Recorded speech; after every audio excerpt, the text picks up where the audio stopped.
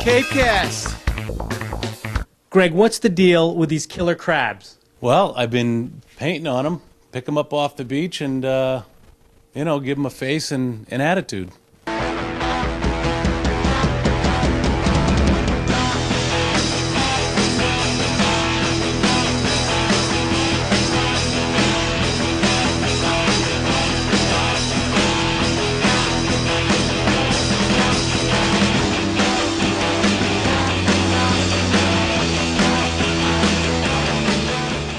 You're suggesting now that you're liberating these sort of dull horseshoe crabs into the killer crab, which is an outgoing, go to Vegas kind of crab?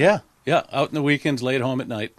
Greg, where do you get all these horseshoe crabs? Right off Pleasant Bay, they're all over the beach. My boys and I will go down there, and there's a lot of them that are dead that have been picked out by the seagulls and the eels, and that's where we'll grab them, in the seaweed.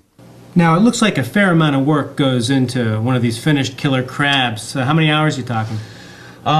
Generally, they're anywhere from 3 to 5 hours per. What's it like painting on these things? Is it easy? Are they easy to work with? These are so fun to paint on because there's no limits. I can do anything. I can put any face, any mouth. They really are just pure fun. So how much do these things cost? I mean, because that's an important consideration. It is. They're around 150 for the average size. Some have gone above, and the smaller ones will be a little bit less. But for an average, it's probably about 150.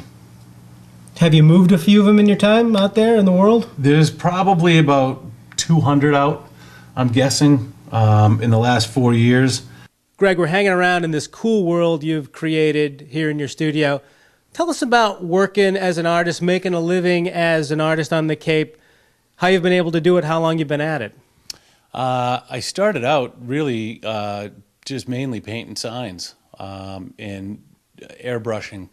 And it kind of evolved from there where I got interested in doing more painting on canvas and getting some of these ideas that I had in my head out on canvas.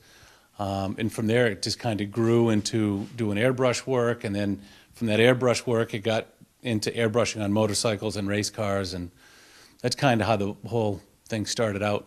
So someday, 30 years from now, Antiques Roadshow that might be. Comes to some town, maybe in the Midwest, and someone walks in with one of these things, and it could be worth, what, $2-3 million? At least. Because you're a giant folk artist living on top of a mountain by then or something? That's right. Yeah, I'll be tucked away in my little rubber room painting.